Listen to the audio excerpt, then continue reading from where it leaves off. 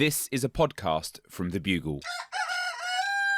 Dim fluorescent lights flicker to life in a cramped makeshift office deep within the municipal building. The room hums with the rhythmic tapping of keyboards, the soft buzz of conversation, and the almost palpable tension of the night unfolding in the world outside. Whiteboards filled with hastily scrawled numbers line the walls. Somewhere in this mosaic of chaos and order, history is being counted. The news workers speak in soft tones, finding pieces of themselves in each other's stories, bonding over the chaos, the dedication, and the quiet thrill of being part of something larger than themselves.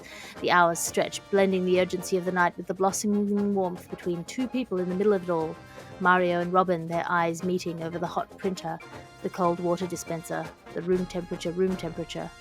As dawn breaks, the results are nearly finalized. But something else, something unplanned, has also come to life.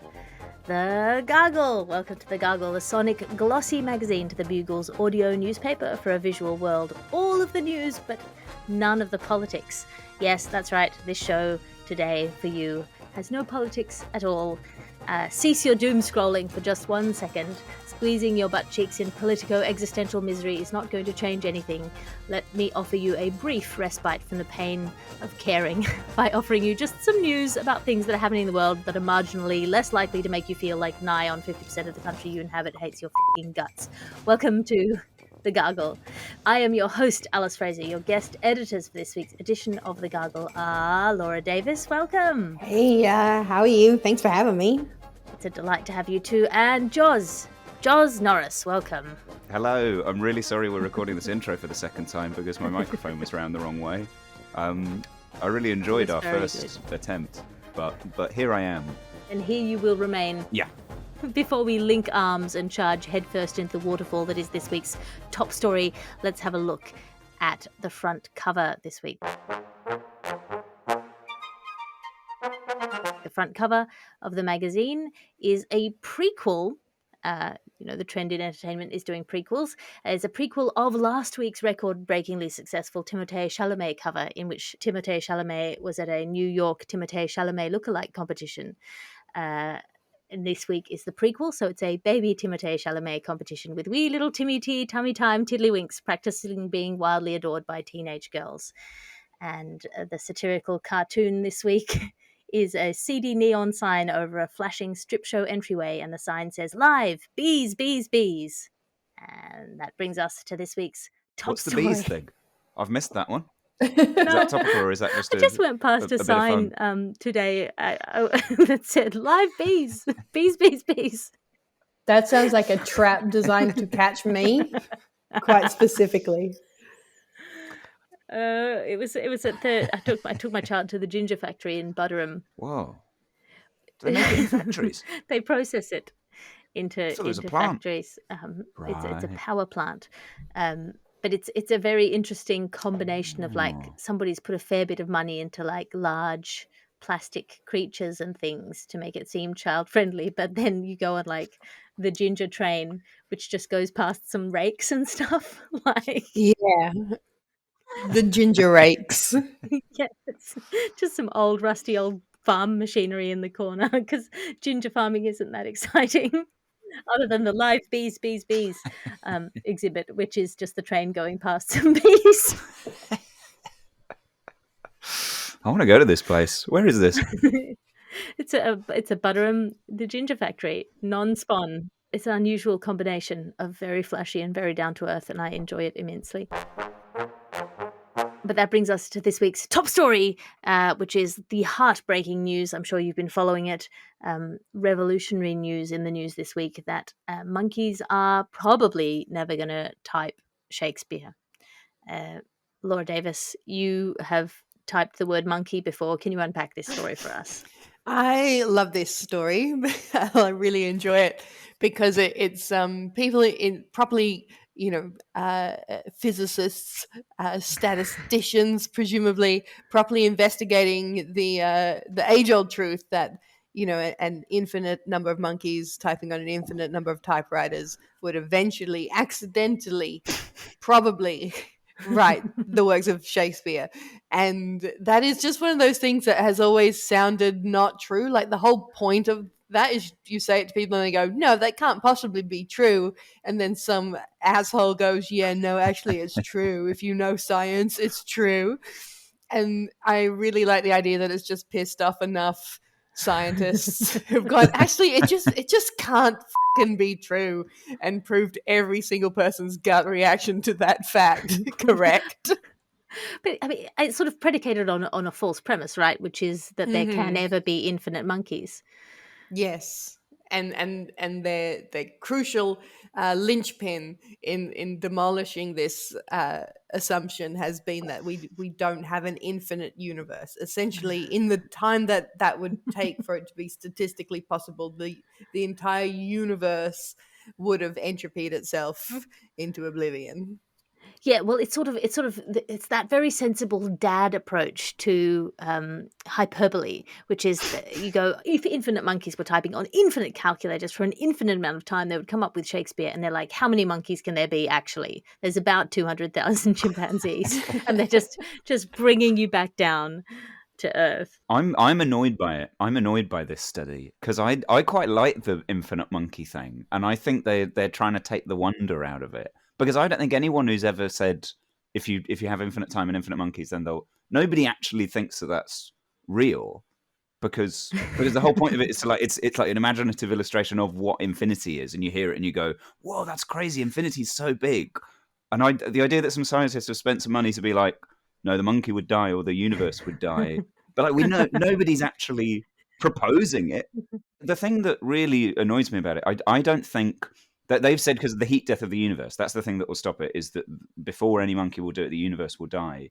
But I also think they're ignoring the bigger kind of factual problem of whether this would actually happen, which is that the monkey wouldn't do it. Like the monkey would get bored.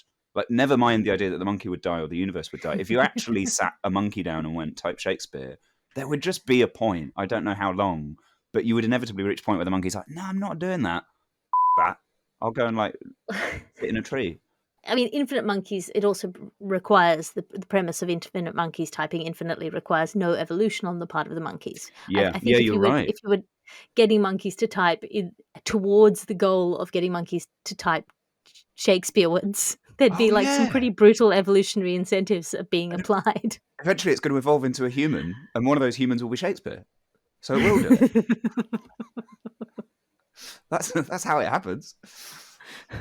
I find the whole theory quite sad because I find it like the amount of time it would take for a monkey to eventually come up with the works of Shakespeare. I find it so sad that it would do that after billions of years, and then somebody would go, someone's already done that. But that's already that's Shakespeare. You've stolen that. He'd be livid. He'd be absolutely livid. You get a copyright strike. Yeah, cease and desist. Oh my god, that took me infinite time. But I mean, also, you can't have infinite monkeys because where does everything else go? Like, if it's just a universe of infinite, if the universe is infinite, then it's all monkeys at that point. Where do the typewriters fit? You've got to dismantle some of the atoms from the typewriter in order to create the monkeys. I mean, I can see that it doesn't hold up factually. I think it's mad that we needed a scientific study funded and conducted for us to go, oh yeah, it wouldn't happen. I like imagining. I'm going to go out on a limb here and say it's not meant to hold up. I think that's the idea. I don't even think it holds up morally. Just as a metaphor, I think it's terrible. Yeah, it's cruel. It's cruel. Yeah, it's and a monkey already did.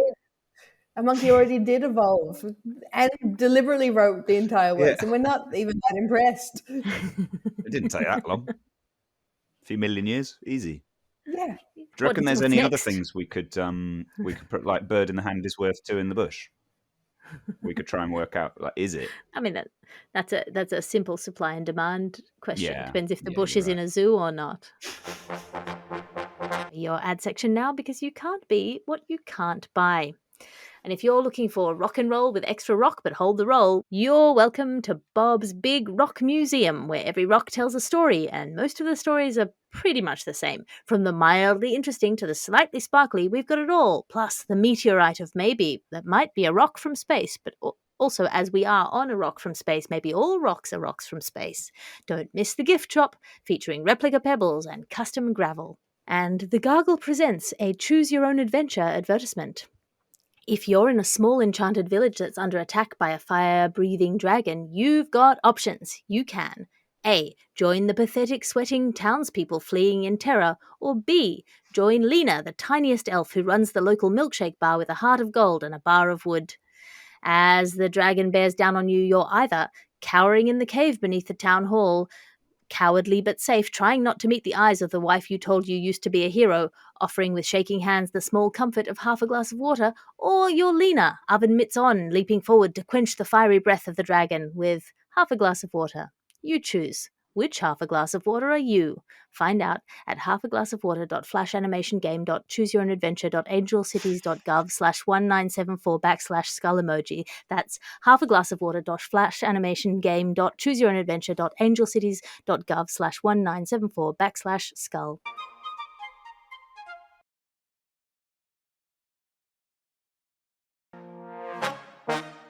And that brings us to Dream Chats.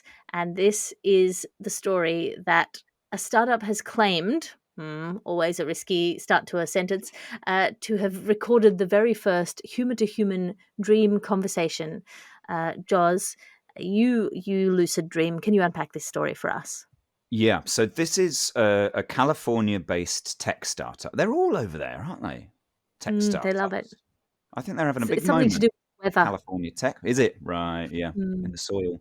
So there's a company that believes that they have created the first instance of like messaging within dreams. But their example I was trying to work out what they actually did, and they seem to have put one person into a lucid dream state, and then I think they whispered a word in his ear. So he dreamed the word, and then he sent that word to a server, and then they put somebody else into a dream, and then they sent the word from the server. I don't really know how I don't really get that bit. I don't know how you get the thing from the server into the dream. They've sort of glossed over that where they're like, yeah, and then we put a word in his dream. And that's still the bit that we don't really know what that means, isn't it? But whatever. He dreamed the word and then woke up and said the word. And they're saying that's the threshold of a kind of a new dimension. But me and my girlfriend once both woke up and we both had a dream about spooky owls in a car park. Like quite specific, not even just one word, but we both talked about it and then we're like, I had that. And we thought that was a coincidence. We just went, oh, that's a funny coincidence. And this is one word. This is two people dreamed about the word, like, I don't know, egg. And they're saying like, whoa, we're on the precipice of a new dimension. I think people have the same dream all the time. And they're now trying to say that because of this, we're going to create some new technology out of it. And in a few years, this technology will be everywhere. It will be like as prevalent as your smartphone. We'll be able to send each other messages in our dreams all the time. And I hate this idea so much. I'm so exhausted of having to move through the world and constantly be like assailed by messages and by being available all the time and being able to be sent things and advertised all that. Like sleep is the one bit you get where you can just be like, this is mine. Like I can just sit and have some peace. And then maybe every now and again I'll dream about an owl at the same time as somebody else, and that's a lovely moment. But I don't now want people turning up being like, hey, are you up? And I'd be like, no, I'm not. No, I'm asleep. Please leave me alone. But they're trying to work out how to get into our dreams. I, for one, cannot wait to wade through a nightmare and figure out that it's sponsored content halfway through. Yeah. There's an amazing detail at the end of this article, though, where they said, almost as an aside, they've sort of done it just as a little kind of you at the end of the thing, where they said the tech startup was started by a Russian CEO who last year was hospitalized for drilling a microchip into his skull to try and control his own dreams because he saw a YouTube video about it. He spent 5 hours watching YouTube videos and then did it on a sheep and then did it on himself and ended up in hospital. So the problem might take care of itself, yeah? Yeah, maybe. But I love the idea of just ending with it, with that thing of being like, oh, by the way, the guy doing this is insane. Laura? Look, I'm pro dream advertising. I feel like maybe that'll be the you know how you can sort of watch with ads. Feels like maybe you'd be able to opt out of ads in the daytime, but as long as you signed up to get them all at night, just so you don't miss out on the advertising, maybe something like that. I would like it to explain why on occasion I wake up yelling in Russian, even though I do not speak Russian. If the technology could unlock that mystery, I'd be quite grateful. And maybe I'm getting that Russian man's dreams and he's getting mine. And that's why he's so confused and upset. And we really just need a conversation. Yeah, I'm writing a book about romance novels, and it's surprising how many of them could have been solved by a conversation, which is often a criticism that is leveled at romance novels, but I think is part of the power of romance novels, because if you spend 3 hours screaming, just have a conversation at a book, it might be something that you then carry into your real life. You know, it's inspirational. No, just drill a microchip into your own skull. Watching a YouTube DIY, like you're tiling the bathroom. Yeah, you're meant to count sheep to go to sleep, not drill microchips into them and try and converse with them in your sleep. You'd think the microchips drilling thing might keep you up at night as well. I hope you didn't do it before bed. The neighbours. Yeah, no, you want to have at least 3 hours between microchipping a sheep and going to sleep. Otherwise, that makes sense. Yeah, do your last microchipping before 6 p.m. Yeah, in a room that's no warmer than 16 degrees. Would either of you pay for like premium dreams? Like if there was a premium dream service that had no ads, would you spend money? Nah, that's how they trick you, right? They trick you into buying the premium dream service, and then they start by just by advertising themselves to you. So it feels like an ad break, but then they're just advertising the premium dream service, which is initially confusing because you're like, I've already bought the premium dream service. Why are you telling me that I'm on the premium dream service? And then eventually they start to wedge in other little ads. Until eventually it expands to being 50% of the content itself. And then you have two things that can happen. There are two branches in the causal chain there, which is either that the content begins to drop product placements in, so then the content itself becomes an ad, or they start to try and make the ads exciting enough to keep you watching, and then the ads slowly become the content. And sometimes those things can happen at once. Yeah, I'll just save my money, I think. And that brings us to our reviews section. As you know, each week we ask our guest editors to bring in something to review out of 5 stars. Laura, what have you brought in for us this week? I brought in these hair, skin, and nail vitamin tablets that I was recommended for my hair, skin, and nails. And look, I do have hair, skin, and nails. So look, I can't give it no stars. They're holding up. But when I was looking at what it contains and where it comes from, it contains silica dioxide. And I was like, what is that? And I kept looking, and they make it out of crushed up marine fossils. So I thought I had a deficiency, but it turns out I just wasn't getting enough marine fossils in my diet. You know, like apparently I'm not depressed. I just need the diet of a plesiosaur, and then I'm all good. I would give them 3 stars. It's a pass. I'm not sold on them yet. It's been 1 tablet twice a day with food. There's a lot of variables.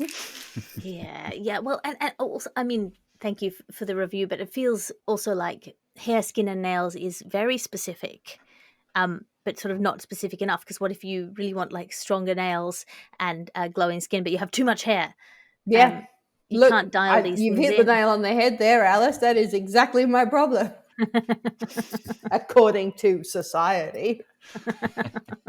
And that brings us to Joz. Joz, what have you brought in for us? I would like to review the Octonauts live show at the Battersea Park Family Fireworks Day, which I saw the other day. Which was a real roller coaster. I initially found it very annoying because Captain I've not seen Octonauts, but they're these big cats. I didn't know they were cats. They're these huge cats that live on a submarine. Doesn't sound like they should be cats. Yeah, right. Who's also sounds like they never should be seen them. octopuses. Right? It was. I've heard people talk about it, but it was so straight. One of them was like a ginger cat with an eye patch, and one of them was like a posh cat in a captain's hat. And his name was Captain Barnacles, and there was a creature trapped in the bubble engine, and they were trying to get the crowd to guess what kind of creature it was. And they said, we don't know what it is, but it's making a lot of electric zapping noises. So then I was at the back and I went, electric eel, it's an electric eel. I'd had a mulled wine, so I was acting up. But then everyone ignored me, and then they sang a song about a giant squid and went, is it a giant squid? And I was at the back going, no, electric eel, you're wasting your time. Stop this song. And the people around me were getting a bit like, come on, it's a kids show. Like, let them do the thing. but I was cross about it. And then the second one was a slime eel. They went, "Is it a slime eel?" And then sang a song about a slime eel. And I was getting pissed off. I was like, "It's an electric eel. If you just listen to me, I'm telling you what it is." And then they got to the third one. I thought, so this will be electric eel, and then they could have just listened to me all along.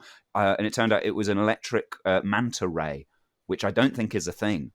I've not heard of that. But the third song was electric manta ray, and then everyone around me turned and like tutted at me, and were like, "There you go. You see, that's why you should give the show a chance instead of thinking that you're cleverer than the show." And it was such a clever gotcha moment. I was really annoyed about it, and it turned out actually it taught me the values of patience and just kind of letting them go on the journey. So I give it 5 stars for teaching me to just wind my neck in a bit and not think that I know better than the Octonauts. And I think I needed to learn that day. I mean, a live show. Yeah, yeah, weird thing to do, isn't it? It was like actors with like big heads on, like big kind of mascot heads. So it looked like the Octonauts from the TV show, but I think it was just humans in there. But you were wrong about the eel. I was wrong. So how can you be sure? I can't be an authority on any of this anymore. And that brings us to our next top story, cheese heist news. Now, this was sent in by basically every roving reporter that's ever sent in a story to the Gargle.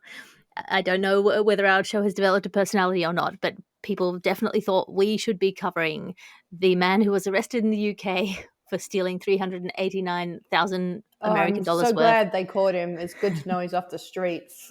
Of cheddar. It was a 63-year-old man.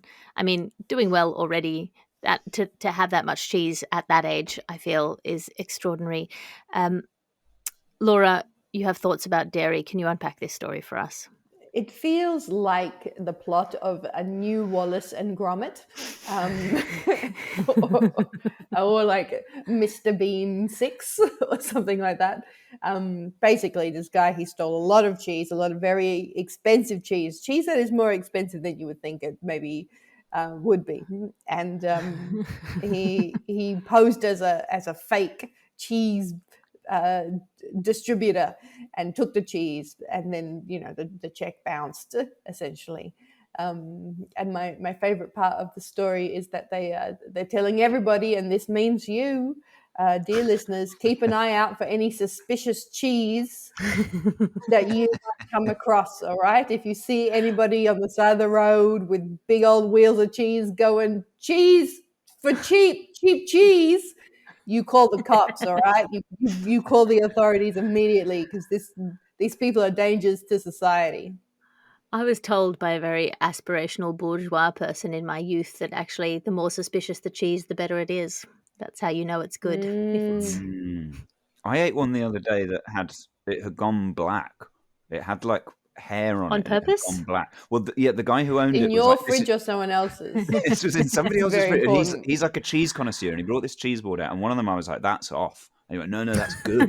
That's good cheese." Like, and it was rotting, and I tried it because I was like, "Well, I've never had cheese that's this far along." It was disgusting. It was absolutely it had gone off. Yeah. It was rancid. So I think there's a bit of kind of emperor's new clothes about a lot of the cheese, like the top end cheese industry. I bet a lot of this cheese that's gone missing is shit.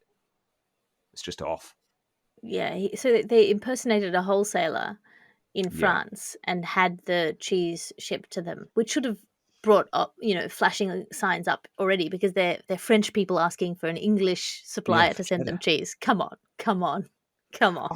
I just feel I might be being very naive here, and I embarrass myself at the Octonauts show, so I'm wary of being too outspoken here. Like, I feel very bad for Neil's Yard that this happened to them, but I also feel like, shouldn't you just, like, the rules of commerce are quite well established, which is that you give somebody the product when they've paid for the product, right?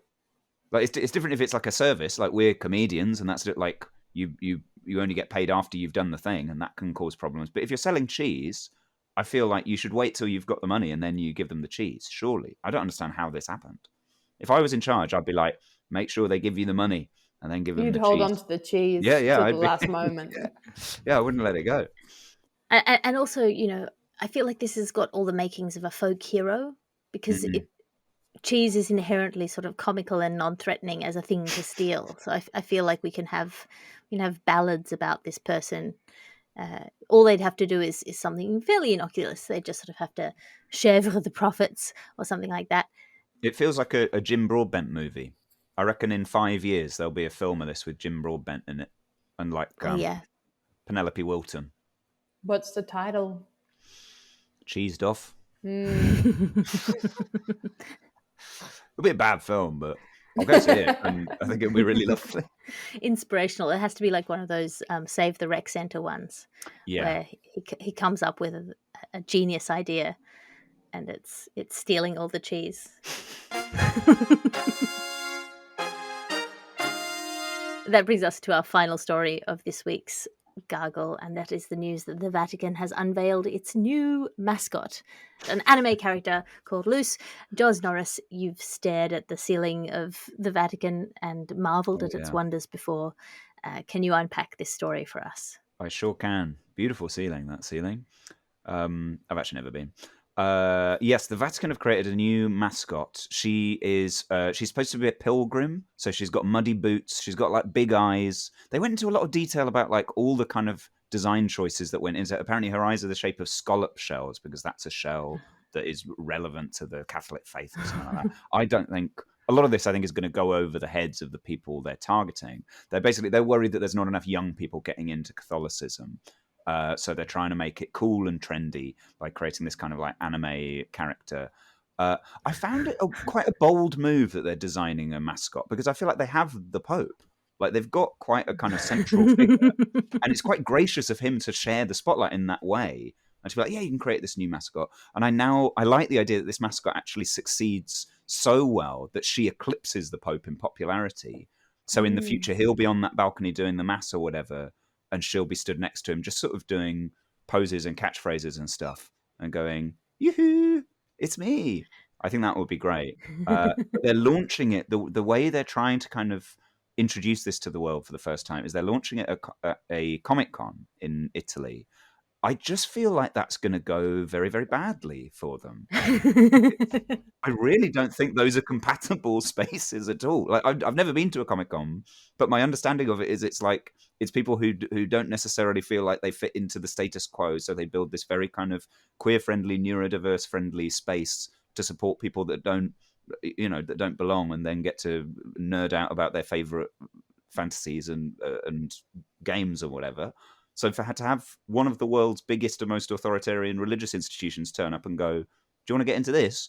I feel like it's going to go down very badly. I don't think that's what they want. They may also have failed to factor in what most young gamers find attractive about female anime characters. Yes. The muddy boots. The muddy boots and the scallop shell eyes. Do you think it's a good move, Laura? Look, it's a lateral move for them. They're not going up, they're not going down, just across. I think it would be humbling for the Pope to realize that he's not the mascot. If I was the Pope, I would have assumed I was the mascot. I thought he was the mascot.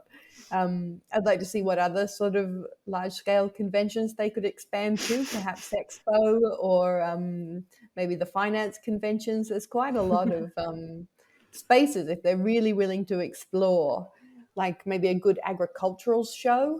Maybe they could start breeding like some really fancy Catholic sheep or something, just get everybody on board. I want to see a Funko Pop of the Pope as well, if they are branching out into like merch. It must exist. Kind of comic merch. Yeah, more merch. I froze before because I was like, aren't all sheep meant to be Christians? And then I was like, no, it's all Christians who are meant to be sheep.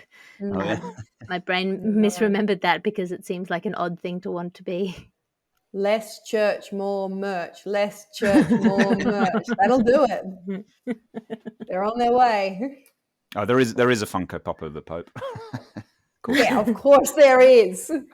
Is he called the Funko Pope? Because if he isn't, I'm going to burn that business there to the ground. And that brings us to the end of this week's episode of The Gargle. I'm flipping through the ads at the back. Laura, have you got anything to plug? I have 2 shows in London next week on the 13th and the 14th. And you can sign up to my mailing list on my websites. They're good plugs, I think. That's fair. That's a solid plug. Plugs. Gentle plugs. And Joz, have you got anything to plug?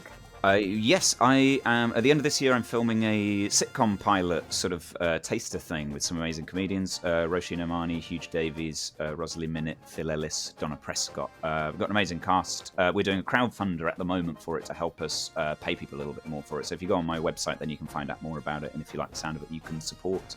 And I'm also working on a new solo show, which we'll be previewing next year in Leicester and Glasgow and places like that. But all that's on my website as well. And you can find me online at patreon.com/Alice Fraser. It's a one-stop shop full of my stand-up specials, podcasts and blogs, as well as my twice-weekly writers' meetings. We're also going to be doing a New Year creative reboot sort of 10-day online course if you want to sign up there. Just to start the year in a good habit. I don't really believe in New Year's resolutions, but I do believe that character is built of habitual actions. So if you want to start revving your engines, it'll be in the gooch of the year between Christmas and my birthday. Sign up at patreon.com/Alice Fraser. Also, my book is available at unbound.com. It's called A Passion for Passion, and it's coming out on the 6th of February. This is a Bugle podcast and Alice Fraser production. Your editor is Ped Hunter. Your executive producer is Chris Skinner. I'll talk to you again next week. You can listen to other programmes from The Bugle, including The Bugle, Catharsis, Tiny Revolutions, Top Stories, and The Gargle, wherever you find your podcasts.